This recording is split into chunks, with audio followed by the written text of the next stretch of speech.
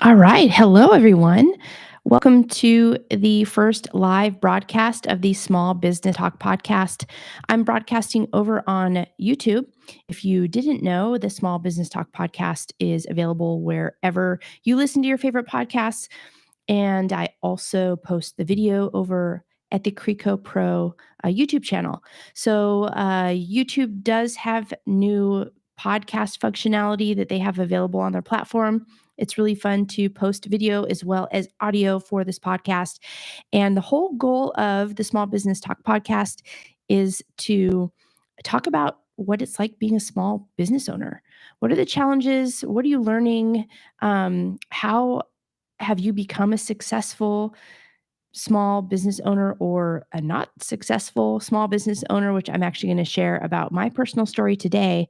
But that is really the premise behind the Small Business Talk podcast. The goal is to talk about these things. So if you are interested in starting your own business, or you have a small business that you want to grow, or if you're interested in learning what other small business owners are doing about the challenges they face and how to overcome those challenges, that's really what the focus of this podcast is all about.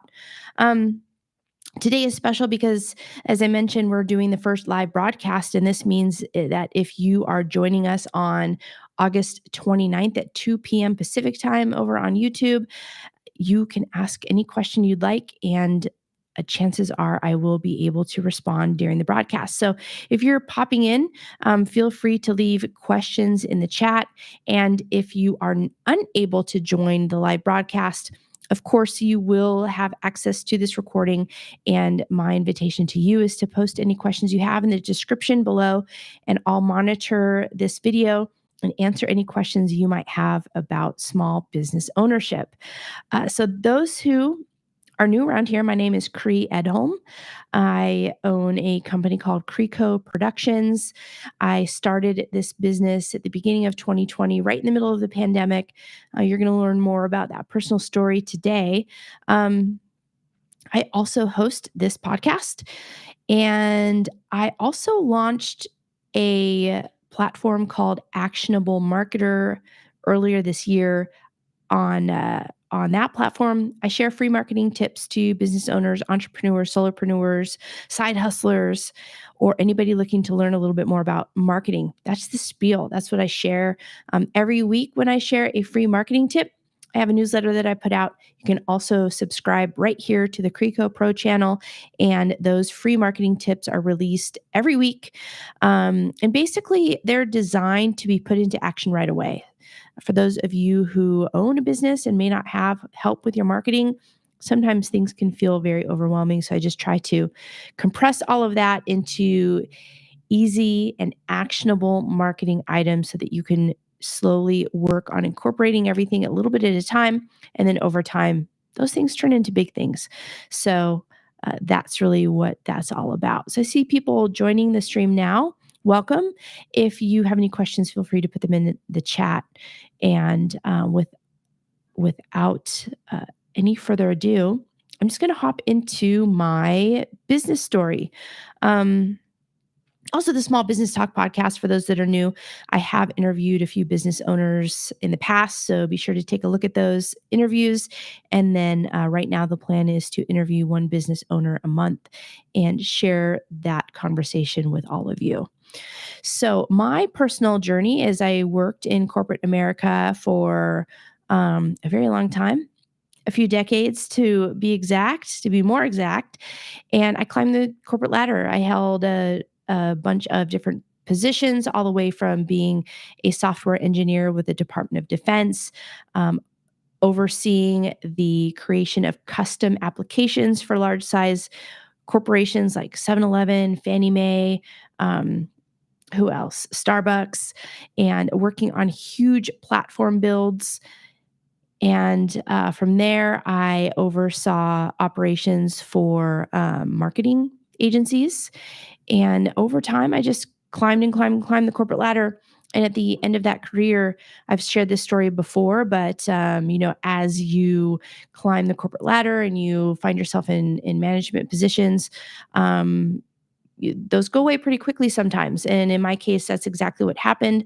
The last company I worked for, I was let go.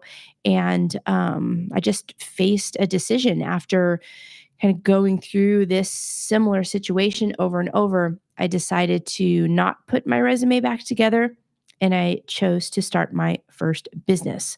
Um, it was scary, and it wasn't all at the same time. I was definitely ready to do it. So that's what I did in 2016. I launched Leadership Excursion Company.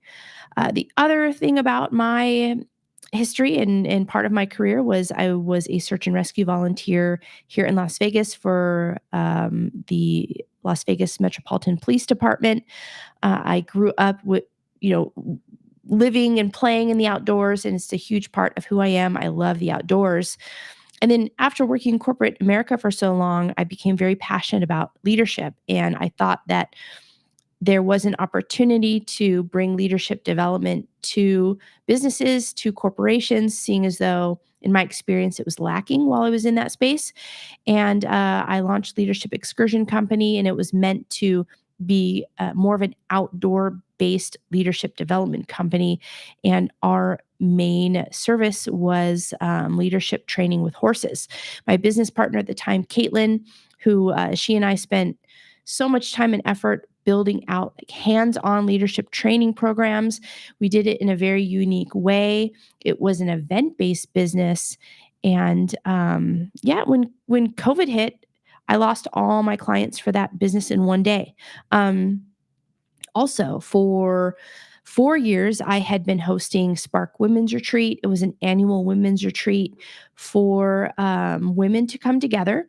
Something else I'm very passionate about is women supporting other women. Again, I didn't find that in my experience in a corporate environment.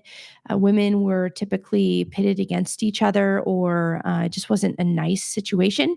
So I launched Spark with the idea of bringing women together and supporting each other in the outdoors.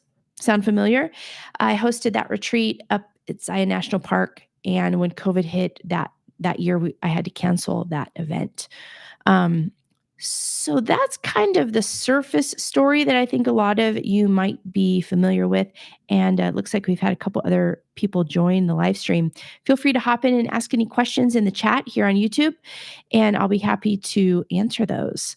Um, but the part of the story for the closure of Leadership Excursion Company and the kind of closure of Spark, I did host one last in-person Spark event in 2021. And, the truth about Leadership Excursion Company is it was a very difficult business to sustain long term. It was seasonal because it was outdoors. I was also hosting one big event every year. It took a ton of time and energy, and something that I'll always cherish is that experience with Spark and putting that together. I really enjoyed doing that and putting that on every year. But at the end of the day, that business was not making money. I owned that business for about 4 years, and I barely ever paid myself. I was able to sustain the business, but I just never found growth there.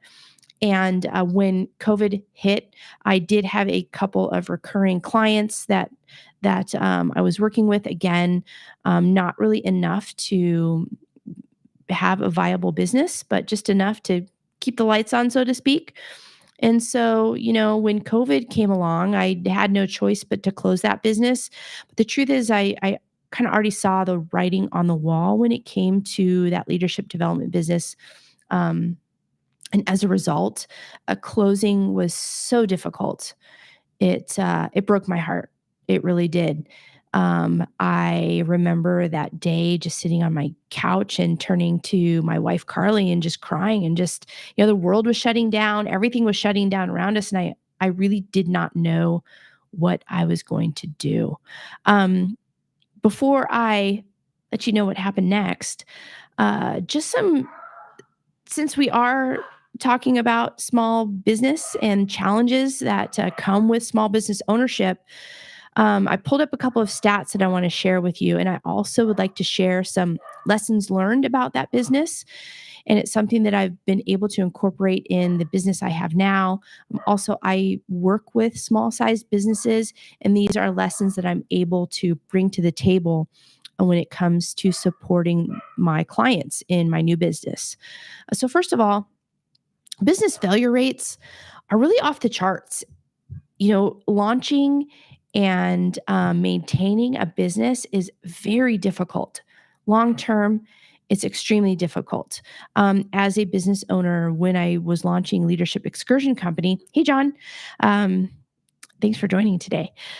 Um, you're not working 40 hours a week. And granted, when I was working in corporate, I wasn't working 40 hours a week either. However, it really wasn't my stress to have on my chest or on my shoulders or on my heart, right? Having a business is you're thinking about it all the time, you're working on it all the time. And although Leadership Excursion Company never grew legs and really grew, it wasn't for a lack of trying. I poured my heart and soul into that business, and so did my business partner, Caitlin. And when it came to Spark, all the leaders who came out every year and helped me put on that event, from registration to workshop leadership to organization, to everything in between, the amount of time and energy that was put into all of that really came from the heart and took up a lot of time. And with that came a lot of stress. So, with that said, when it comes to starting a business, 20% of businesses fail during the first 2 years. I kind of think that number should be higher because, once you're 2 years into a business, a lot of us are like, you know what, I've been doing it for 2 years. I may as well keep going. But 2 years might be a good mark for you to say, all right, what's happening? Does this business make sense? Can I grow it? Am I making money? Am I paying myself after 2 years? Am I able to pay myself? Those are great questions to ask. And I think if business owners did that at the 2 year mark, that percentage might be a little higher. And I'll share with you in a minute why I don't think that that's a bad thing. So, 45% of businesses fail during the first 5 years, and a whopping 65% fail during the first 10 years. I mean, after 10 years of running a business, it's a lot of time and energy and work. So, those are the failure rates. And, I just mentioned it a little while ago. Failure to me is not a bad thing, it's a hard thing. It's a very difficult decision to make when you have to close a business or, when you have to face failure. But if it weren't for failure, this is my personal take on failure. If it weren't for failure, I would not have the opportunity to learn how to be better. If everything was just smooth sailing all the time and everything seemed to work, I just wouldn't have those opportunities in my life to grow, to learn, and to be better at whatever it is that I'm doing. So I'm not going to say that failure is easy. It's a very humbling experience, but having humbling experiences in your life isn't necessarily a bad thing. I think it just helps you grow as a person. Um, and if your business fails, it doesn't mean that you're not a good person, or that you're don't know what you're doing, or that you're not smart, or that any of those things. All the stars kind of have to align. And if this story that I'm sharing with you today is a testament to that, then for me personally, I don't know what could be. All of the stars did not align for Leadership Excursion Company, and even for Spark. As far as Spark Women's Retreat goes, I just, what a highlight. A highlight of my life is really hosting that retreat. And I don't think there are many times in life where or at least that I've experienced, where I felt like I got more than what I gave when it came to putting on Spark. But at the end of the day, it didn't make money either. And after 5 years of putting that event on, it's just a question I had to ask myself. Doesn't mean that I'll never do it again in the future. It doesn't mean that it couldn't be successful. But for now, Spark is just it's a highlight, and you'll learn here in a minute kind of what I've carried with me when it comes to Spark, and kind of how I am uh, embracing that special event and sharing it even wider in an even bigger way. So we'll get to that in a little bit. And of course, the dogs are barking and, the UPS guy's out front. But hey, we will march on with this live broadcast. All right. So, how's everybody doing? Those of you who are here, I see some people have joined the live stream. Feel free to ask any questions along the way. I'm going to hop into lessons learned now from Leadership Excursion Company. So here's the thing. And I talk to the clients I work with now about this big lesson. And real quick, John, in your new business, are you taking more time for yourself? Oh, I am going to talk about self-care because it's been a journey and a struggle, and it continues to be that. That's a great question, John. I am going to get to that a little later on. And then also it means you have to hang out for a little bit longer to hear that part. That's a great question. So when it came to Leadership Excursion Company, here's the thing. New ideas are great. They really are. It is very fun and it's challenging to bring a new concept to market. So think about, the first electric cars that are put out there. Even if you look at electric car sales now, people really are not purchasing those cars. In fact, there are articles, I read them all the time, that says that electric only cars, those car sales are not doing as well as manufacturers projected. And when it came to Leadership Excursion Company, our biggest service that we provided was leadership training with horses. And if you weren't able to come out and experience it, it was just a way to learn about leadership and a way to learn about yourself, working with horses. And what is that? What on earth is leadership training with horses? What do you mean I'm going to be in a cage with a horse, and that's a huge animal? I'm scared. I'm allergic to horses. I don't like to ride horses. And in fact, a lot of people would ask me if it was horseback riding. And I'm sharing all of this just to say that bringing a new idea to market is difficult. And for a small business owner, bringing something new to market and then spending a lot of time educating and trying to sell something that people, it's just not latching on. That's the big lesson I learned with that business. Was it fun? Am I proud of it? Absolutely. Am I grateful that I had the opportunity to bring something new to the market and to all the people who came out and experience our horsemanship training? We all had a blast. It was a great time, and people who experienced it loved it. And then they would tell their friends. And then I had some clients who would bring groups out. And those experiences were amazing. And it really brought teams and people together, and it enabled people to learn more about themselves. But the truth is that nobody knew what it was. And so it was very hard to sell. And as a result of doing that for 4 years, it not catching on, it not growing legs, that was just the writing on the wall that I needed to see as a business owner. And looking back, I do wish I had kind of seen that a little sooner in the big scheme of things, but I didn't. And lesson learned is one, every year, visit your business and ask yourself, is this a sustainable business? Can I keep doing this? To your point, John, is it killing me to do this? And my self-care went down the drain with Leadership Excursion Company because I just poured everything into it. And as a result, my self-care was horrible, and it just wasn't sustainable from a financial perspective and even just from an emotional perspective.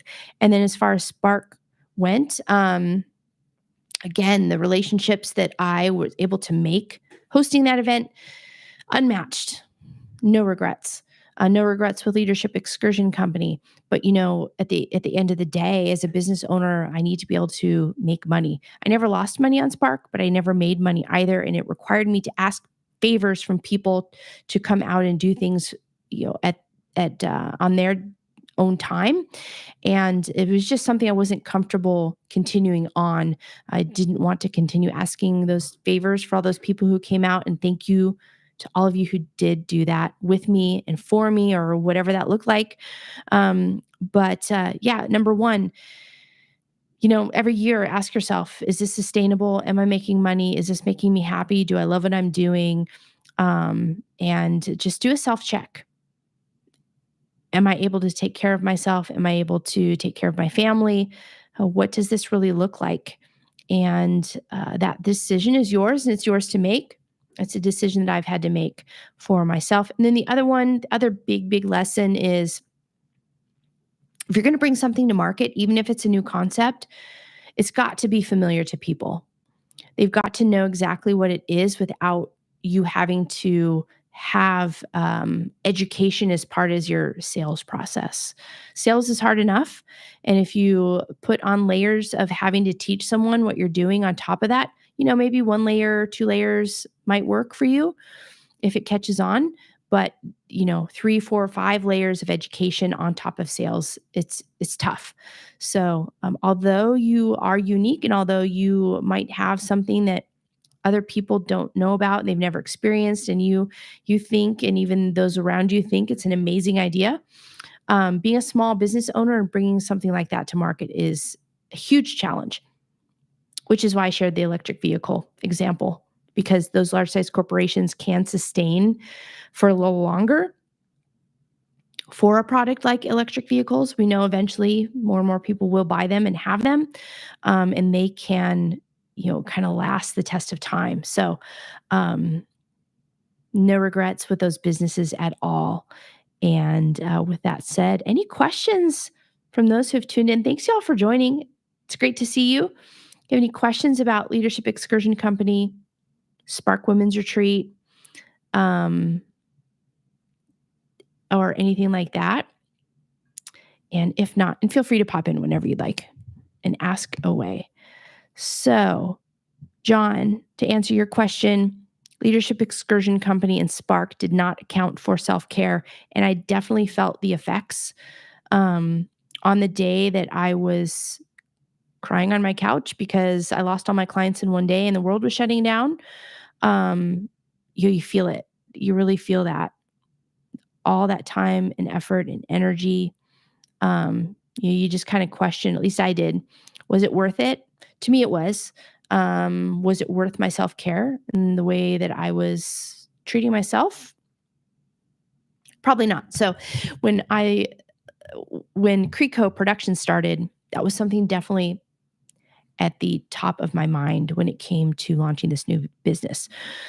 So after I'm crying on the couch, the next thing was that my phone started ringing.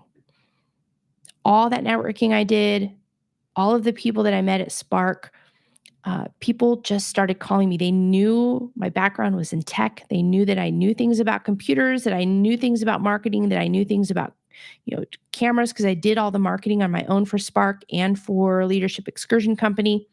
Plus, my background is in tech. And I just started getting phone calls. Now, there are many times that you hear professionals, speakers, people like that say that you need to learn how to say no. I even taught it in my leadership training classes, saying no, setting boundaries. And for the first time in my life, I embraced saying yes. And in fact, I said yes to all those phone calls. I said yes to helping people set up virtual studios in their homes. I said yes to helping people move their business from an in-person environment to a virtual online environment. I said yes to everything, whether it was, helping them update their website, to shooting videos or giving business consulting advice. And by say giving, I meant, I had rates for my services, and right away I started making money. And it's because of all those relationships that I forged in those 4 years launching Leadership Excursion Company. It rolled over into KRICO Productions. And, this business found me. People who reached out, I said yes to everything, and this business found me. So, John, I left my own business years ago because I felt guilty being at a movie with my kids and not being at my desk. I knew it was time to make a change. I couldn't agree with you more. I wasn't making any money. I'm in a relationship, so it's not just me. I have to think about my spouse. And I felt very similar, John. I felt guilty for not working, no matter what it was, for not working every single day, weekends, nights. I felt guilty for not making money. I felt I felt like a huge letdown, absolutely, and it didn't feel good. And as a result, because of that guilt, I overworked myself, both emotionally, mentally, physically. I was thinking about it all the time, and it just was not healthy. So, yeah. And when COVID hit and I shut the business down, I didn't realize this right away. But when KRICO Productions started to grow legs, um, I, I, r- I took that to heart. All those feelings that I had and all the time and energy that I put into that business, I still do that now. But the one thing I wanted to have different was my self care. In launching the new business, I knew that there was the potential of me feeling guilty or working too much or putting too much into things, and it was really important for me to place my own self-care higher on the priority list. And as a result, it helped me grow this business. Um, but yeah, to start, I just started saying yes to everything. And the thing about consulting or doing this type of work, people know what it is. People know what marketing is. They know what website development is. They know what social media marketing is, and they know it costs money. And they know that, um, you know, it's reasonable ask to for me to ask for money, and right away it sold itself. People put their trust in me to help them with their businesses during a very trying time. And as a result, I immediately started making and generating revenue. And, it didn't happen overnight, but from March until July, so it's 4 months. In those 4 months, in July, I signed my first client, which was a recurring contract. And, I had also started bringing on other clients that I was providing one off services to them, and KRICO Productions was born. KRICO Productions found me. I'm right where I need to be. I love doing what I do now. I continued to say yes for the first couple years of that business, and now it's at a place where I'm able to package things a little more cleanly, and now I am finding myself saying no a little bit more, and I'll share with you how I say no and why I feel comfortable saying no, and what that kind of looks like when I start talking about KRICO Productions. But all all that time and energy I spent networking, all those relationships. My first clients came from Spark Women's Retreat. Those women hired me to help them with their marketing and anything else they needed to support their business. And so, what I initially thought was wasted time ended up not being wasted time. And it really rolled over into KRICO Productions and the launch of that business. So, yeah, we're at the halfway mark now, everyone. How y'all doing? Um, oh, business ownership is a ride, it's a journey. And it's something that after working in corporate, I wouldn't trade it for the world. All of the challenge, even with all the challenges, I really enjoy it. And yeah, so KRICO Productions was born. What I'd like to do right now is just step you through how I have designed KRICO Productions when I really sat down and thought about this business and how I wanted to start it. Once I knew that it was going to be a viable business, and fortunately enough for me, it took 3 or 4 months for me to figure out that this was the way to go. It's something I love doing, and I could actually make money doing it. Um, I sat down and just kind of evaluated how I wanted to have this business. So my tech career, I had a hard time stepping back into tech. In fact, I avoided it during Leadership Excursion Company, apart from doing my own marketing and my own work, because it just left such a bad taste in my mouth. I really needed a break from it. Um, the working environment was what it was. I loved the tech side of things. I loved a lot of people that I met in that world. John, you being one of those people. And but I just harbored some pretty sour feelings about tech in general and being in that industry and being a woman in that industry. Um, and I didn't want to go back into working in corporate, but I did find myself after 4 years of not working in tech, I missed it. And so when it started to emerge in my life again, I really had to think about, all right, I love tech. Looks like this is what I'm going to be doing, but I don't want it to look like where I came from. So I was not interested in making KRICO Productions and growing it into an agency. I was not interested in hiring employees and having that responsibility, which means payroll and hiring and letting people go and promotions and pay and all of that type of a thing. It's something that I was not interested in doing. I was not interested in opening up an office and having that type of overhead. Prior to starting Leadership Excursion Company, I actually have been working virtually and had been working virtually in tech for a long time. And in fact, the one positive of COVID for me was that people learned how to do business online. And, as a result, now it's not so strange. It used to be where somebody would ask me, "Hey, let's meet for coffee." And I would gently ask, "Do you mind if we have a virtual meeting?" And a lot of people didn't know what that meant or didn't find value in it. They really wanted to meet in person.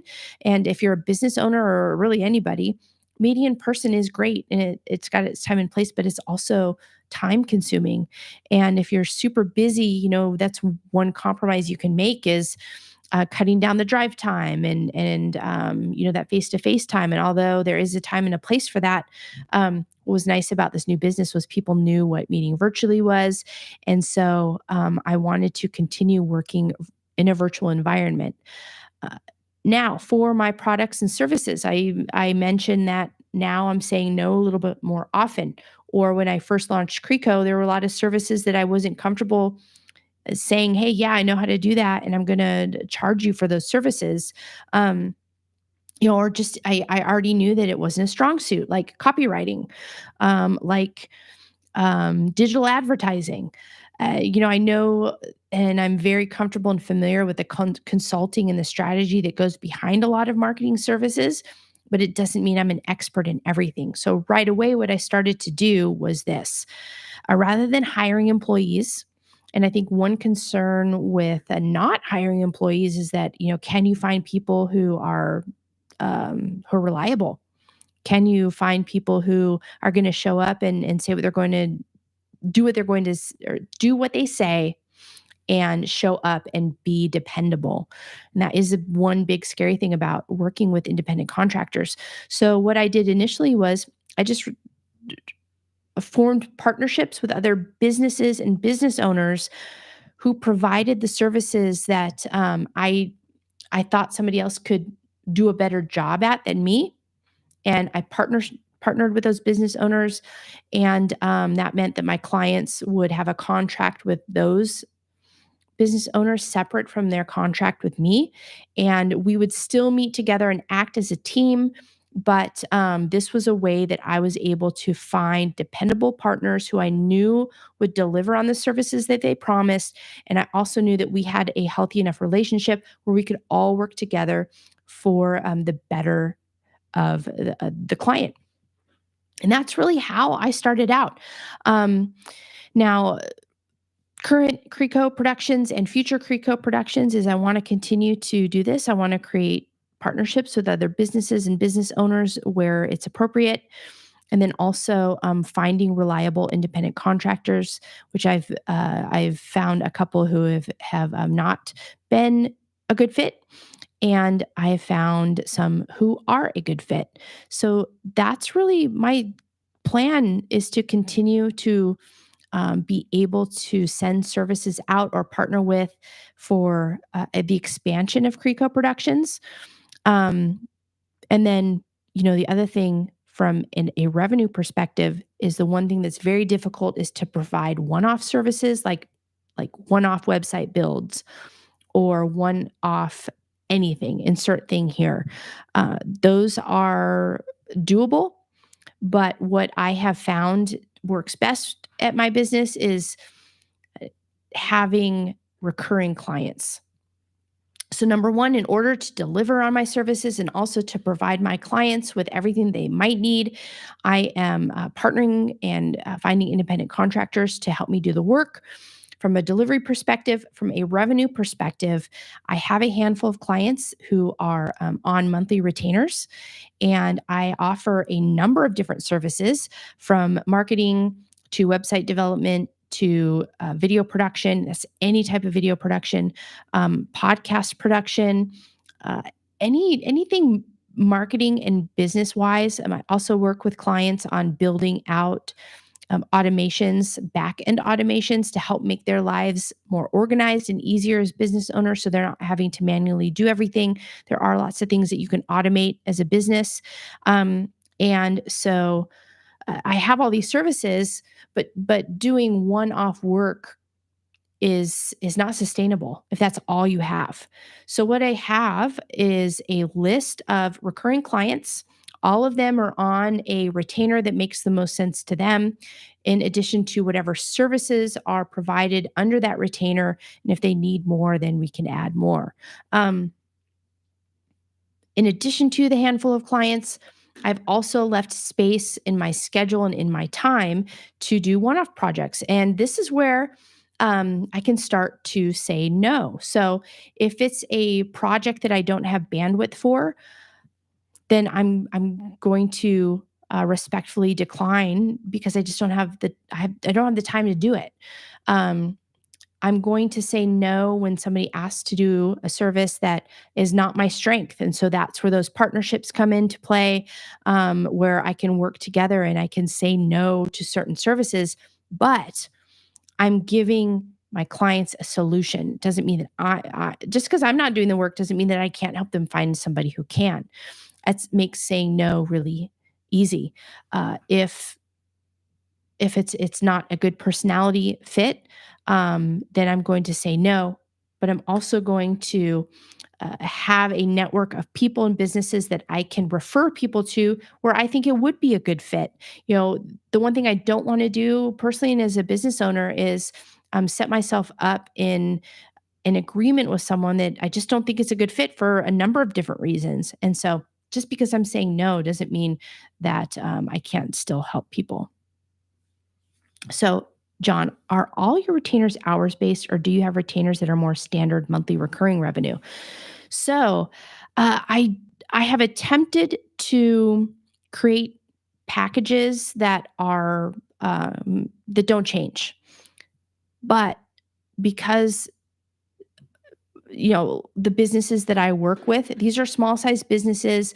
I'm working with businesses at the point where they can afford to bring on a marketing kind of a partner and they can afford to pay for services, but they can't necessarily afford to have like a handful of marketing employees running those types of services. So my goal over time is to come in, help with marketing. I want to be that one-stop shop where I can do multiple things. I can provide multiple service to help this business grow. And over time, my hope for my clients is that eventually they're able to hire and or bring in their own marketing team internally. I can help with the hiring, finding the right fit, having the strategy put together. And then my hope for clients over time is that they've grown enough that they're graduating from KRICO. That really is my ultimate goal for my clients. And in some cases, it makes sense to continue on. So, with that said, I don't really have packages, but what I do is when I speak to potential clients, will, depending on what their needs are, then that's the retainer. In the very beginning, I did break it down by hour. And basically, I would say, all right, here's your retainer cost, and this covers up to 20 hours a month of any of these services. And I would list the services. And, but if it was going to go over those hours, then it would be a certain cost per hour overage, right? But what I found is that that's not really specific enough in most cases. What's actually better is to say, hey, I will do these certain deliverables or I will provide these certain services per month at this cost. And then if you need additional services, then we can visit that project externally and we can price that project out. So perfect example of this is if I'm doing marketing for a client, nine times nine times out of 10, I'm going to also need access to their website to make updates on their site. Um, that falls under, it's a couple of hours a month doing maintenance. However, if a client wants to build, expand their website and add multiple pages or multiple things to their site, that would be a separate project. Or let's say they want to move out of Wix and move into a platform like WordPress so that we can do more with their site and meet all their business needs, then I would actually price that website project out separately from whatever those retainer services are that I'm providing. Yeah, I like the 3 hours a month. It, I'm not tracking hours. So what I was finding doing it that way, John, was that I was overextending myself. And it was harder and harder to set boundaries with clients. And, it's just the conversation of having to go, yeah, well, I've already worked the amount of hours we agreed upon this month. There's this other thing. It was hard for me personally to push back on that. And quite frankly, once you get past one or two clients, it's hard to remember what the cap was on the hours anyways. So, and then I've personally found it easier to be able to say, hey, this is what we're going to do. These are deliverables. And that doesn't mean deliverables like, I don't know, I'm going to update your contact page, once a month. It's more like, once or every month, we are going to do these things on an ongoing basis. So the other thing I do is I meet with my clients every month and we prioritize based on the services they need at the time. And then we agree upon what those deliverables are every month. That falls under the retainer. So we have these active conversations. We're all clear as to what is going to happen in the upcoming month. And of course, I have high level strategies in place with each of my clients, but that's how I found things to be a little more manageable and not so exhausting. Right. So, KRICO Productions is a 6-figure business as of now. It's growing.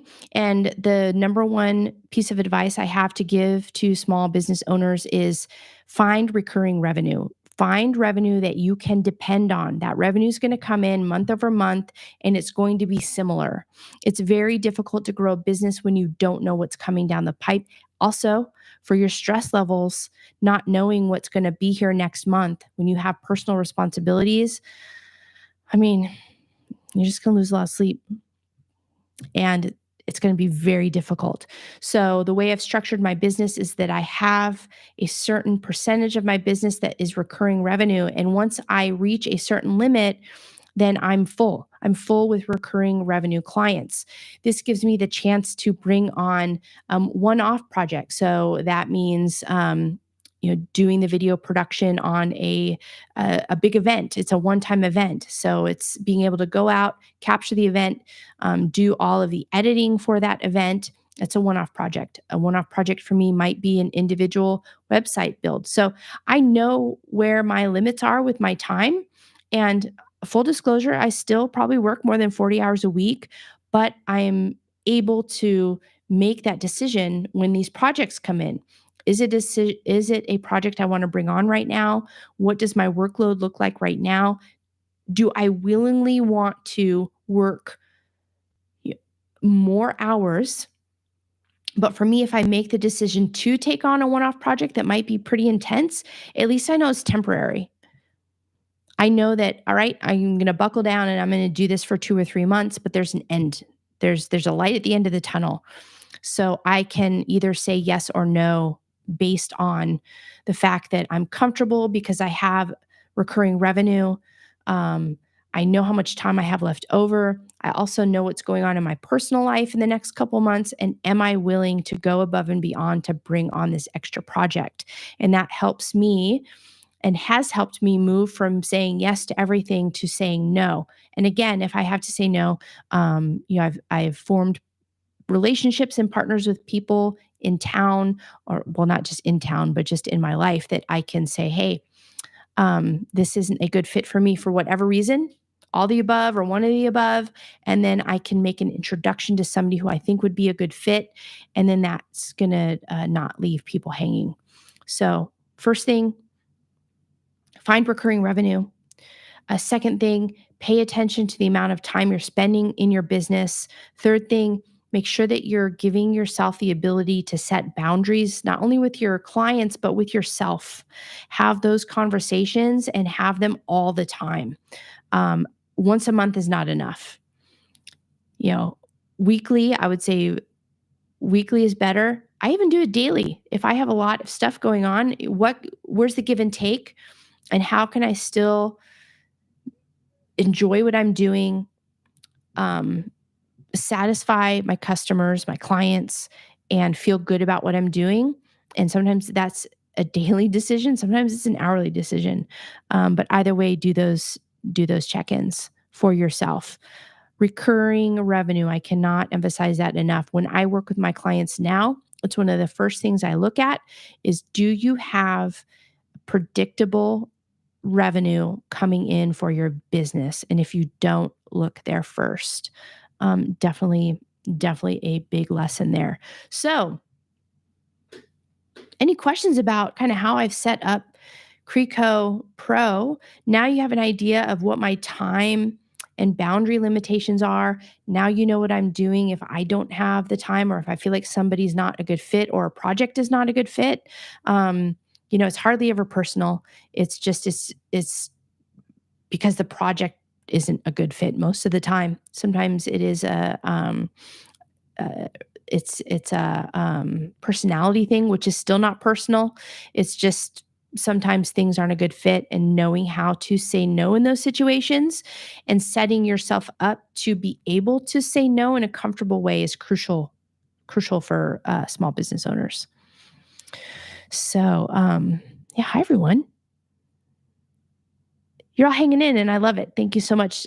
Feel free to chime in if you have any questions.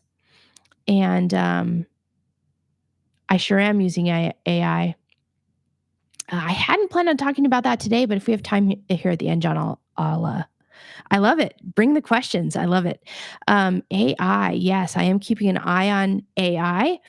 I have started incorporating AI into some of my workflows, and yeah, that's a good one. So let me just continue on with my future plans for KRICO Productions, and then we'll get to a little bit of AI, and I'll give you a little taste of what I'm doing now with that. So the future of KRICO Productions. You know that I don't want any employees still. I'm 3.5 years in to this business. It's still growing. But I have a time cap. I have a limit to the amount of time that I personally can spend on things. Even though I'm working with partners and independent contractors to do some of the work, I still have to spend time organizing the work and sending it out. Once it comes back to me, I have to review that work and make sure it's ready to send out to my clients.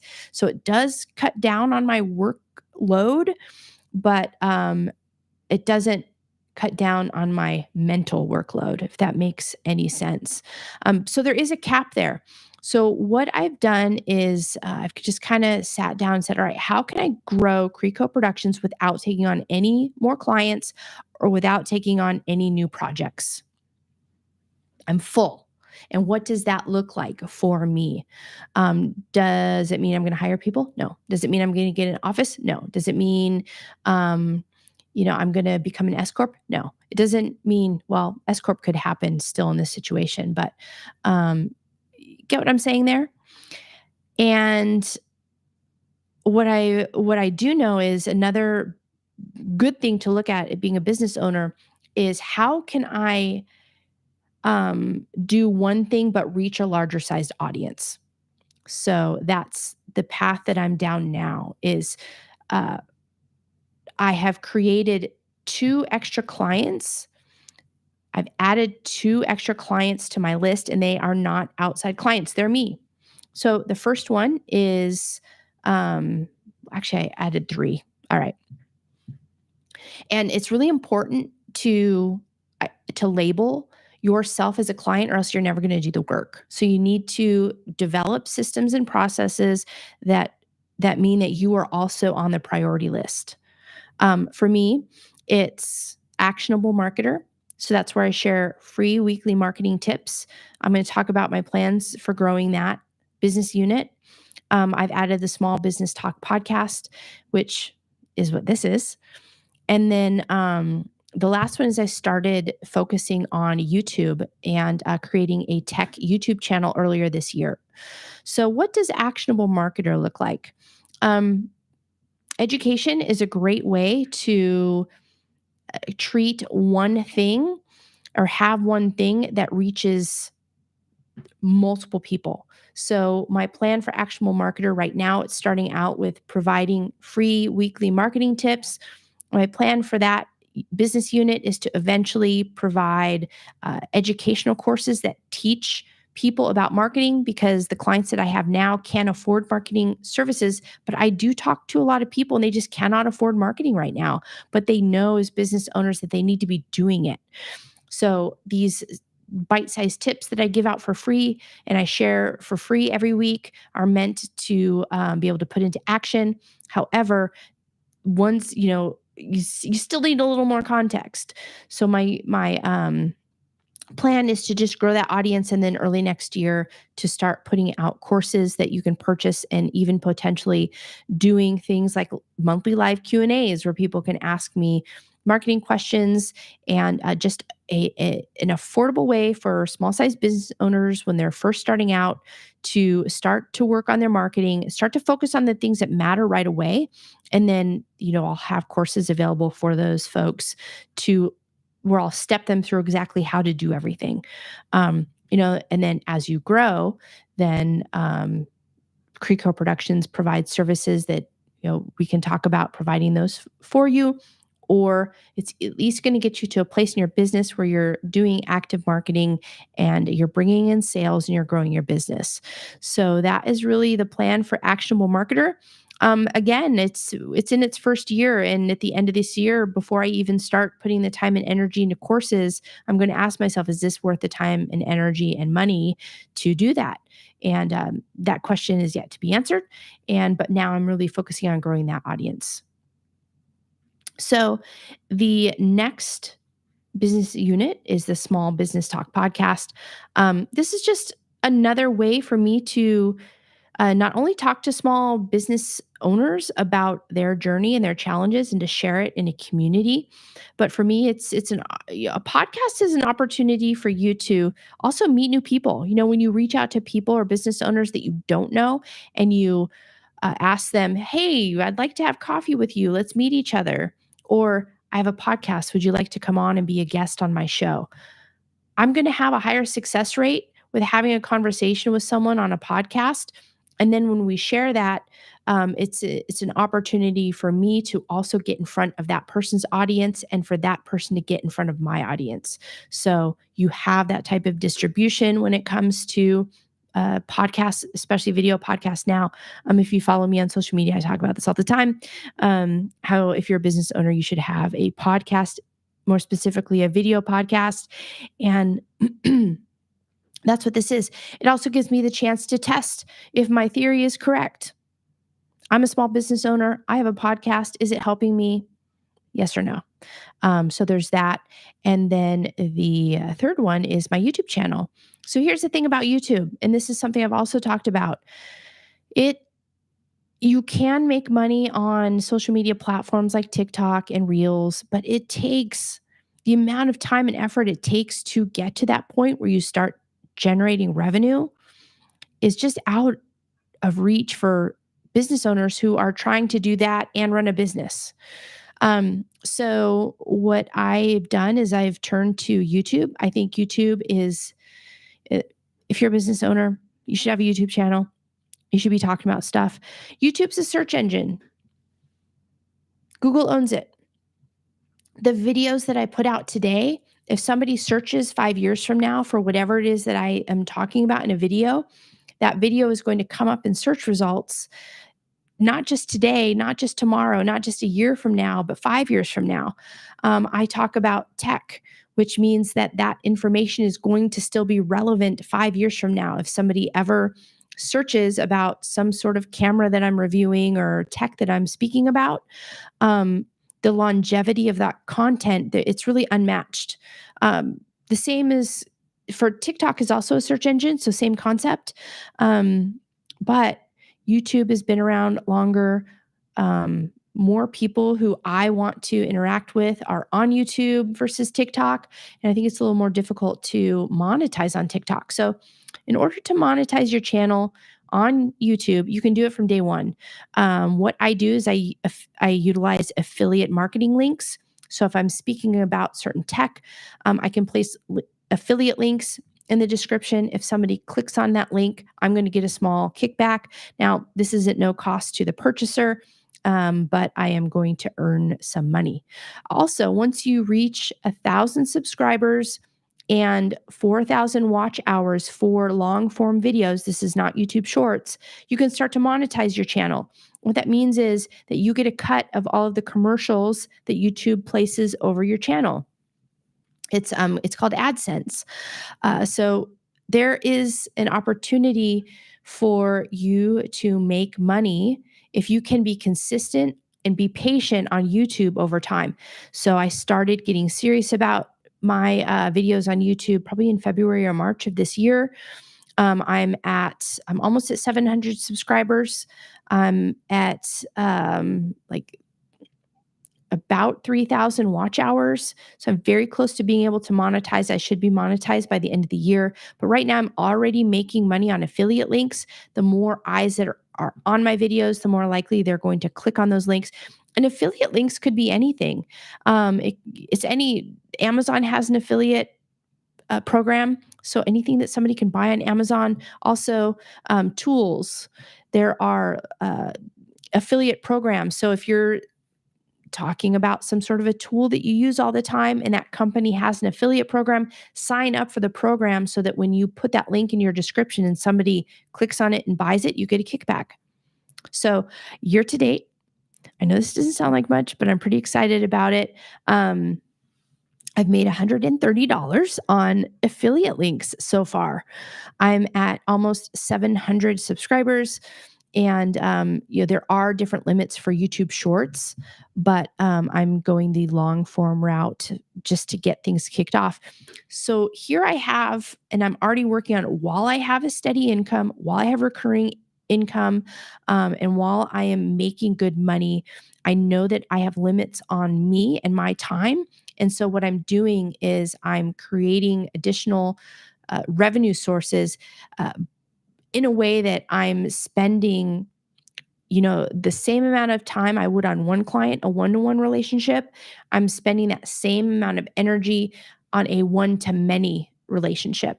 And I have two of those going on with Actionable Marketer and then also with my YouTube channel. And over time, I want to grow those two businesses. So I'm having that one-to-many relationship.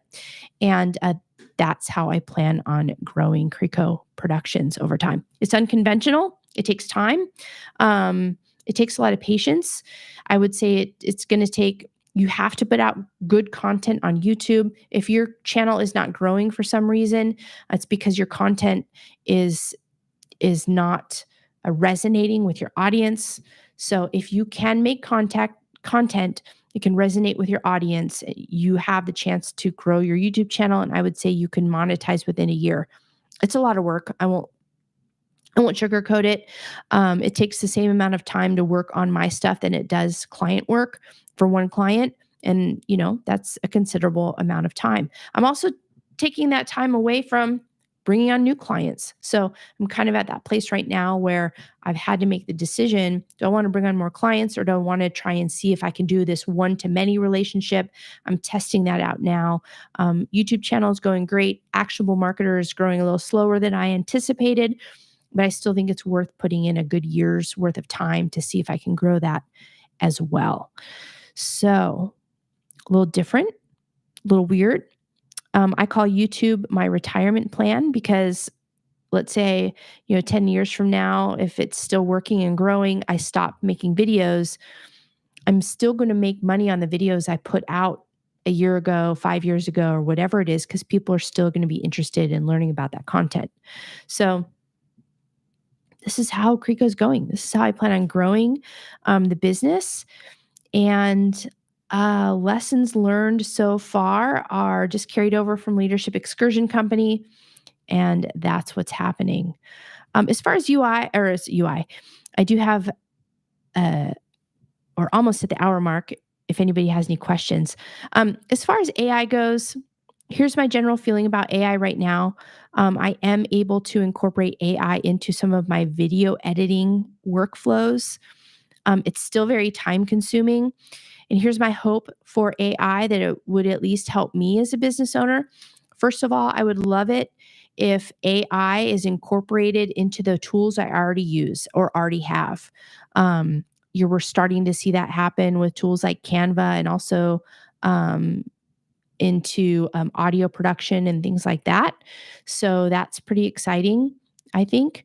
But there's so many AI companies, and in fact, they're already being bought out by bigger companies now, and some of them are already folding. So I'm not putting all my eggs in the AI basket right now. I'm still doing a lot of testing to see what's working and what's not working, which is pretty time consuming. And I'm just being very cautious about the type of AI that I can depend on right now. So I still need to be able to um, uh, meet my deliverables with my clients without depending on AI 100%. And that's what's kind of going on now. So AI for me is I know it's coming. I'm staying on top of what's going on. I am incorporating it slowly into my workflows. Some of it's great, some of it's awful. And if it does work, then I am using it. But right now, it's very minimal. I also don't want to completely depend on these new companies who are coming out, because I've worked in the startup space, I've worked in software development and in tech long enough to know that some things are here today and gone tomorrow. So that's what I'm doing with AI right now. It's fun to learn about, though, and start to use. WordPress is going to start incorporating AI. Themes are starting to incorporate AI. So that's kind of my hope, is that the tools I use already, they are simplified using AI. And I'd be curious to hear your take on that too, John. So we should talk about it.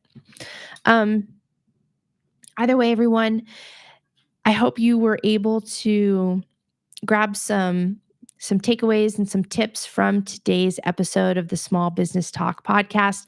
I know I have audiences joining from Spark Women's Retreat, also from Actionable Marketer, also those of you who tune into the Small Business Talk podcast on the regular.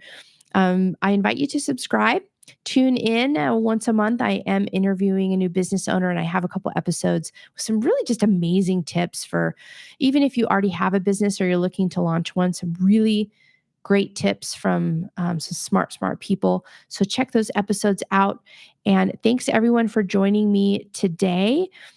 Be sure to subscribe here to the KRICO Pro YouTube channel so you'll get updates on Actionable Marketer. Those are free marketing tips and the monthly interview. And either way, looking forward to seeing you all again in a future episode. So if you missed asking a question during the live broadcast, leave it in the description down below and I'll be sure to answer it. Thanks everyone for tuning in, and I'll see you next time. Take care.